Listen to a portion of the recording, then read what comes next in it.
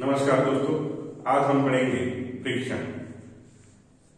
Friction ये topic diploma engineering, degree engineering, आईटेक के स्टूडेंट और all India trade test exam में हमेशा ही इस टॉपिक के ऊपर क्वेश्चन रहता ही है। तो फ्रिक्शन क्या होता है, फ्रिक्शन का महत्व अपने डे टू डे लाइफ में क्या है, ये आज हम देखेंगे और जो भी टर्म्स हैं ये डीप में पढ़ेंगे।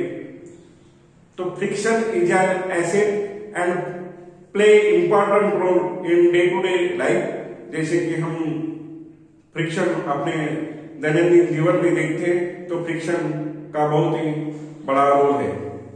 फ्रिक्शन आर्टिफिशियली इंक्रीज और decrease by reducing some mechanical parts, lubricant are used for reducing the friction. Man can easily walk on the earth's surface because of friction. Many times, road is kept irregular or for providing the friction between the tire and earth. In this way, friction is important role in day to day life. हम देखते हैं कि ice के ऊपर skiing करते हैं, ये भी उसमें फ्रिक्शन डेवलप होता है। हम देखते हैं कि स्केटिंग करते हैं, उसमें भी फ्रिक्शन डेवलप होता है। वैसे कोई सुतार किसी लकड़ी के ऊपर छेद गिरा रहा है, होल गिरा रहा है, तो जो भी ड्रिल बिट रहेगा वो ड्रिल बिट और जो वुडन मटेरियल है उसके बीच में फ्रिक्शन डेवलप होता है। जैसे किसी वॉल के ऊपर हम नेल ठोक रहे हैं तो फ्रिक्शन होने के कारण ही वो नेल वॉल में घुसता है। हम साइकिलिंग करते हैं तब भी टायर और रोड सरफेस इसके बीच में फ्रिक्शन होता है, उसी कारण साइकिलिंग कर पाते हैं। रफ सरफेस के ऊपर इजीली चल पाते हैं बिकॉज ऑफ फ्रिक्शन। तो आज हम विस्तार से देखेंगे कि फ्रिक्शन क्या होता है। तो फ्रिक्शन है क्या? फ्रिक्शन और resistance offered by a surface, offered by one surface to another surface when they are in contact with each other is called as friction. एक फ्रिक्शन मतलब हम रोड पे चल रहे हैं, अभी मैं रोड पे चल रहा हूं, ये चलते समय मेरा पाँव मतलब मैंने अभी चप्पल पहनी हूं तो चप्पल का जो भी सोल है और ये सरफेस है इसके बीच में फ्रिक्शन होता है। और इसके बीच में फ्रिक्शन होने के कारण मतलब रोड क्या करता है, रोड एक रेजिस्टेंस पैदा करता है और रोड ये जो रेजिस्टेंस पैदा करेगा कब करेगा, एक सरफेस दूसरे सरफेस के साथ कांटेक्ट में आने के समय। मतलब चप्पल का सोल और रोड सरफेस इसके बीच में कांटेक्ट होगा, उस समय रोड उसको क्या करेगा, रेजिस्टेंस करेगा और जब कांटेक्ट आएगा तब होगा फ्रिक्शन। मतलब resistance offered by one surface to another surface when they are in contact with each other। मतलब एक दूसरे के साथ कोई भी सरफेस कांटेक्ट में आता है तब रेजिस्टेंस पैदा होता है और वही रेजिस्टेंस फ्रिक्शन कहलाता है। इतना इजी है। Resistance offered by one surface to another surface when they are contact with each other is called as friction। अब इस फ्रिक्शन के दो मुख्य प्रकार हैं, दो मेन टाइप्स है, स्टैटिक फ्रिक्शन और डायनामिक फ्रिक्शन। डायनामिक यानी मूविंग, इसे हम काइनेटिक फ्रिक्शन बोलते हैं। अब उस डायनामिक और काइनेटिक फ्रिक्शन के दो और मुख्य प्रकार है, स्लाइडिंग फ्रिक्शन, रोलिंग फ्रिक्शन। और ये फ्रिक्शन लुब्रिकेटिंग फ्रिक्शन भी आता है। ऑटोमोबाइल सेक्टर में जो भी मूविंग पार्ट रहते हैं उसमें लुब्रिकेंट यूज किया जाता है, तो उसमें लुब्रिकेशन फ्रिक्शन होता है। लेकिन ये दो मुख्य टॉपिक मतलब स्टैटिक फ्रिक्शन और डायनामिक फ्रिक्शन, उसे काइनेमेटिक फ्रिक्शन कहते हैं, काइनेटिक फ्रिक्शन कहते हैं, और ये स्लाइडिंग फ्रिक्शन और रोलिंग फ्रिक्शन उसके दो टाइप।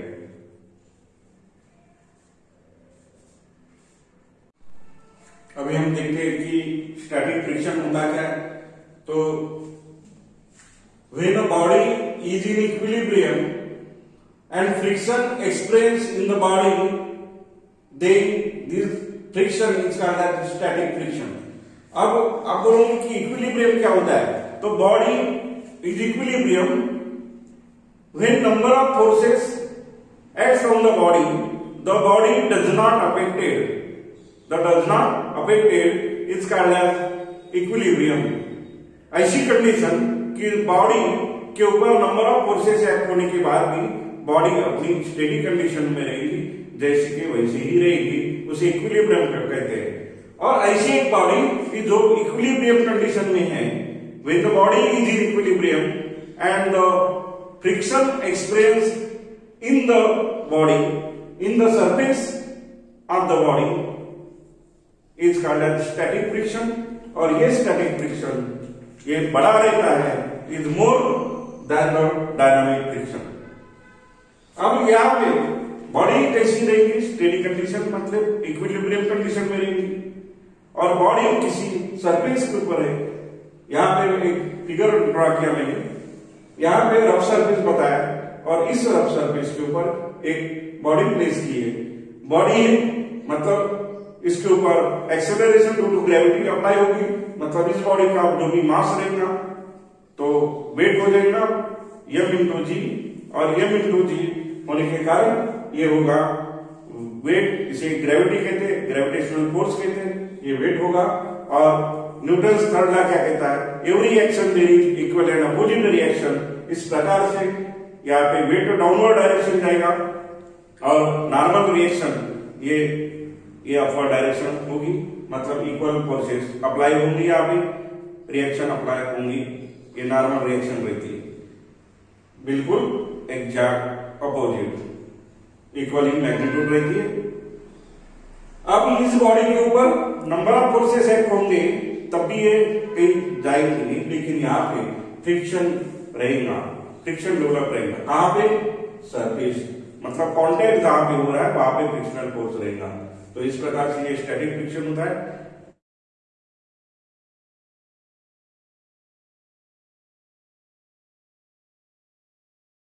इसी प्रकार से अब डायनामिक फ्रिक्शन या काइनेटिक फ्रिक्शन जिसे कहते हैं, तो when the body is in moving, body जब मूव कर रही है तब friction experience in the body and surface is called as dynamic friction. अब डायनामिक फ्रिक्शन या काइनेटिक फ्रिक्शन में क्या होती है, बॉडी क्या रहेगी कंडीशन, मूविंग कंडीशन में रहेगी, कहीं तो भी मूवमेंट होने वाला है उसका। और हमेशा याद रखना फ्रिक्शन किसी स्टेडी बॉडी के ऊपर भी रहता है, मूविंग बॉडी के ऊपर रहता है, स्लाइडिंग बॉडी के ऊपर रहेगा, रोलिंग बॉडी के ऊपर रहेगा, लेकिन कांटेक्ट जहां पर आ रहा है वहां पे, क्योंकि हमने डेफिनेशन में ही पढ़े कि resistance offered by one surface to another surface with the body are in contact with each other, मतलब जब तक यहाँ पे कांटेक्ट, तो सरफेस पे ही फ्रिक्शन रहता है, यहाँ पर कहीं शो नहीं करना, यहाँ पे नहीं शो करना, सरफेस पे शो करना। अब जहां पर भी मोशन रहेगा, मोशन के अपोजिट डायरेक्शन में फ्रिक्शनल फोर्स रहता है, यहाँ पर भी एक्ट होता है, कौन सा force, Newton's third law, every action there is equal and opposite reaction. जितना हम फोर्स लगाएंगे उतना ही बॉडी सरफेस के बीच में और फ्रिक्शनल फोर्स लगाती है, तो फ्रिक्शन ये रोल पैदा कर यहाँ पे इस प्रकार का रोल उसका है। अब स्लाइडिंग फ्रिक्शन में क्या होगा, इस बॉडी के ऊपर फोर्स अप्लाई किया, ये अप्लाइड फोर्स, इसे पी या एफ में डिनोटेट करते, तो ये अप्लाइड फोर्स है। तब बॉडी क्या करेगी, बॉडी इस बॉडी से ज्यादा इसके ऊपर अप्लाइड फोर्स करेंगे, तब ये बॉडी अपनी पोजीशन चेंज करेगी, मूव होंगी, स्लाइड होंगी ओवर द सरफेस, और ये जो सब मूव होगी उस समय फ्रिक्शनल फोर्स अपोजिट डायरेक्शन पे यहां पे एक्ट होगा। ये वेट यानी डब्ल्यू यानी ग्रेविटेशनल फोर्स यहां पे अप्लाई हो रहा है, और नॉर्मल रिएक्शन आर, मोशन के अपोजिट मोशन यहां पे अप्लाई फोर्स कर रहे तो बॉडी स्लाइड कहां पे होगी, इस डायरेक्शन में होगी, मतलब अपोजिट डायरेक्शन में फ्रिक्शनल फोर्स रहेगा। वैसे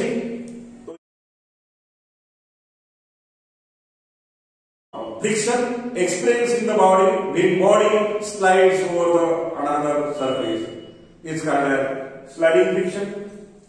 अब रोलिंग फ्रिक्शन है तो यहाँ पे एक सरफेस के ऊपर ये रोलर रोल कर रहा है, मतलब मोशन देखो इसकी इस तरीके से रहेगी, ये ऐसे ऐसे होके रोल होके आगे बढ़ेगा। यहाँ पे अप्लाइड फोर्स अप्लाई करने के बाद यहाँ पे रोल होना वाला है, ये मोशन ऐसे आएंगे, आगे जाएगा, रोल होते हुए जाएगा, रोलिंग होगा, जैसे कि स्केटिंग रोल होता है इसी प्रकार से यहाँ पे रोल होगा और फ्रिक्शन डेवलप होगा। इस सरफेस के ऊपर ये फ्रिक्शनल फोर्स होगा, या नॉर्मल रिएक्शन होगी, ये डब्ल्यू ग्रेविटेशनल फोर्स वेट होगा उसका सेल्फ वेट डाउनवर्ड डायरेक्शन, और ये मोशन। अब मोशन यहाँ पे मतलब आगे जा रहा है तो अपोजिट डायरेक्शन में फ्रिक्शनल फोर्स होगा। इसकी भी डेफिनेशन किस प्रकार से करेंगे हम, तो the friction express in the body when body rolls over the another surface is called as rolling friction।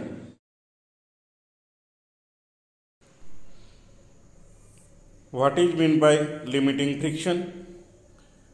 Limiting friction क्या होता है?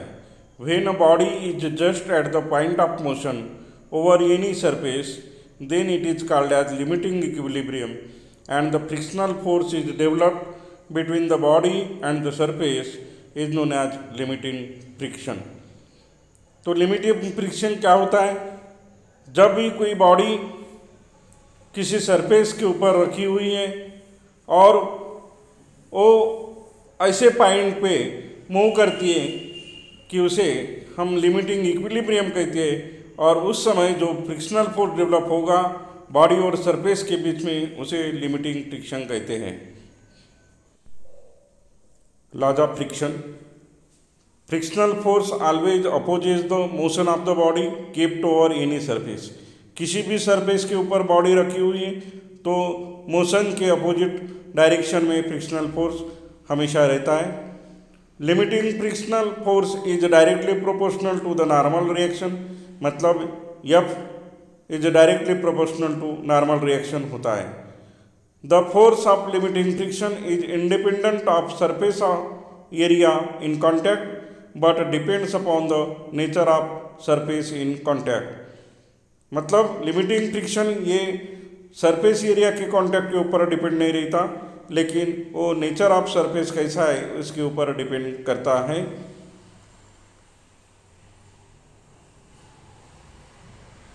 The value of coefficient of friction is less than the unity। Coefficient of friction की value हमेशा 1 से छोटी होती है। Dynamic friction is always less than static friction. Dynamic friction हमेशा स्टैटिक फ्रिक्शन से कम होता है, और rolling friction is less than the sliding friction, मतलब स्लाइडिंग फ्रिक्शन ये बड़ा रहता है रोलिंग फ्रिक्शन से। अभी देखिए कोएफिशिएंट ऑफ फ्रिक्शन, तो कोएफिशिएंट ऑफ फ्रिक्शन क्या है? कोएफिशिएंट ऑफ फ्रिक्शन है the force of limiting friction is directly proportional to the normal reaction is called as coefficient of friction. Coefficient of friction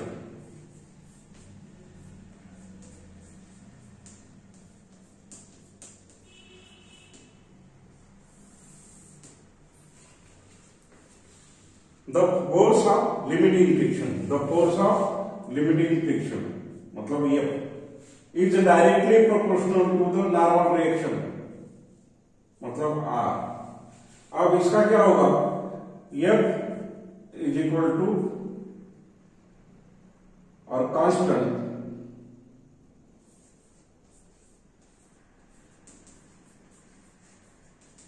इस well का ये जो proportion है इसका इक्वल टू और कांस्टेंट आएगा इनटू आर, मतलब नॉर्मल रिएक्शन।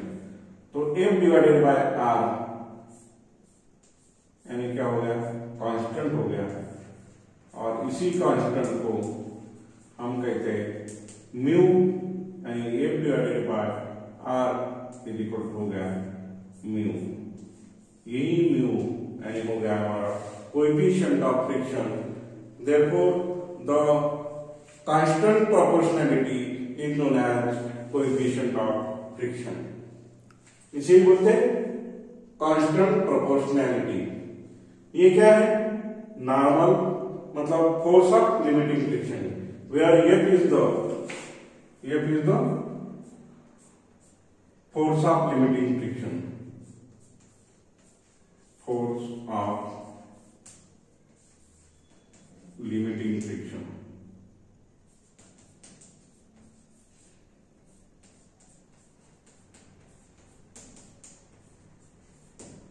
और आर है नॉर्मल रिएक्शन।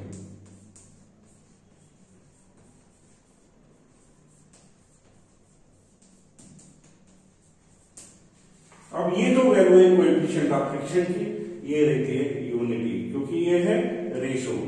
इसे ही बोलते हैं constant proportionality is known as coefficient of friction.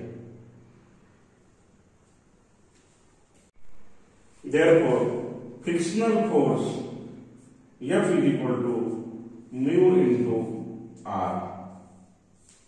mu है coefficient of friction, R normal reaction, और ये है फ्रिक्शनल फोर्स। तो frictional force is equal to F is equal to mu into R। Angle of friction क्या होता है? Consider a body whose self weight is W placed on rough horizontal surface. R is the normal reaction and P is the applied force on this body. The body moves towards in this direction, then the frictional force is the opposite direction.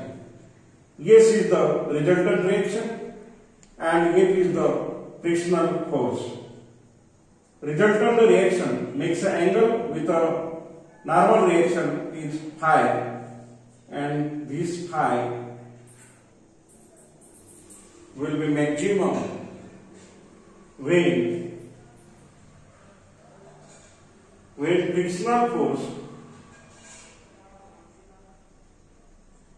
divided by normal reaction, then tan phi is equal to F divided by R.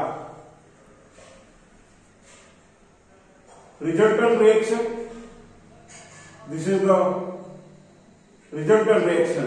This resultant reaction makes an angle phi with the normal reaction. Therefore, tan phi is equal to F divided by R. F is equal to mu into R divided by R. Therefore, tan phi is equal to mu. In this case, the resultant reaction will be maximum when this resultant reaction makes an angle phi with the normal reaction, and this maximum angle is known as angle of friction. When this resultant reaction, therefore S square मतलब resultant reaction is equal to F square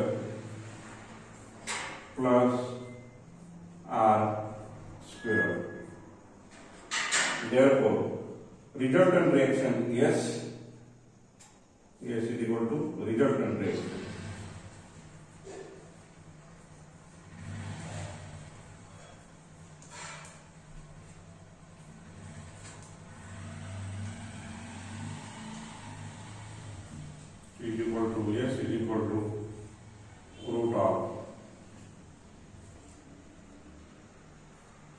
F square plus R square. अब यहाँ पे put करेंगे value, तो S की value क्या हो जाएगी, एफ स्क्वायर हो गई तो mu square mu R whole square plus R square. R निकाल देंगे,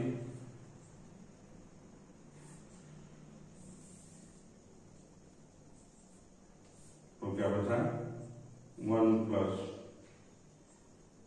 mu 1 plus mu into R square. ऐसा बचा है, बाहर निकलेगा तो आर होगा, और ये R into root of 1 plus mu square.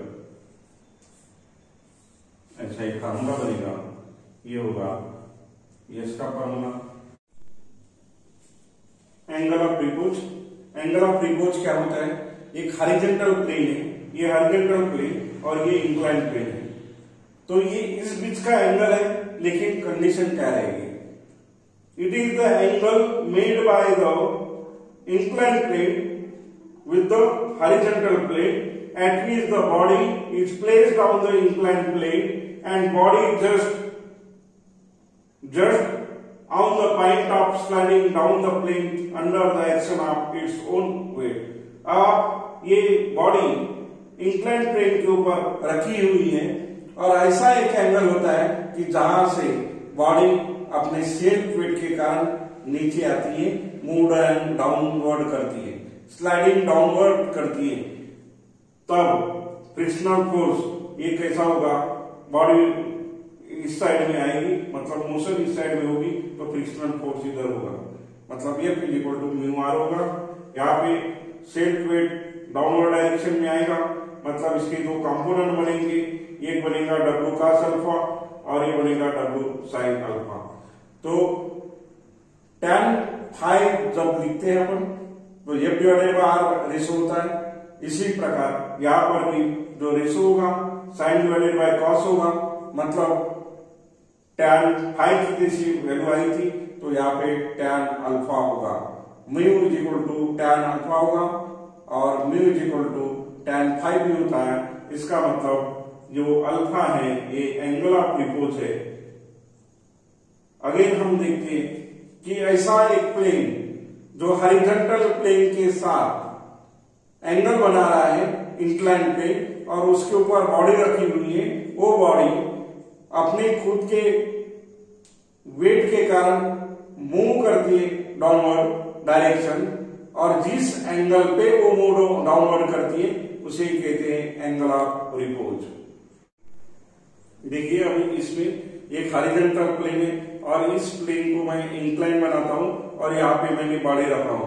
अब ऐसा उठाते जाऊंगा, ऐसा एक एंगल बनाऊंगा कि जब ये बॉडी उसके सेल्फ वेट के कारण मूव करेंगे डाउनवर्ड डायरेक्शन, अब ये पोजीशन ऐसे आएंगे, देखो मूव हो रहा है, मतलब ये जो एंगल रहेगा जहां से जिस पॉइंट से ये बॉडी डाउनवर्ड मूव हो रही है, उस समय जो एंगल रहेगा इस हॉरिजॉन्टल प्लेन के साथ इस इंक्लाइंड प्लेन का, ये होगा आपका एंगल ऑफ रिपोज।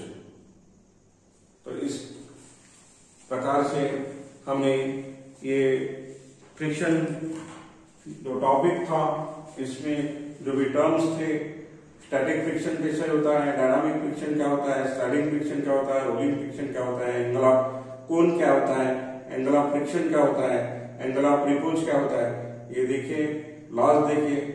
ये वीडियो आपको समझ में आता है, पसंद आता है, तो इसको अपने दोस्तों में शेयर जरूर कीजिए। धन्यवाद।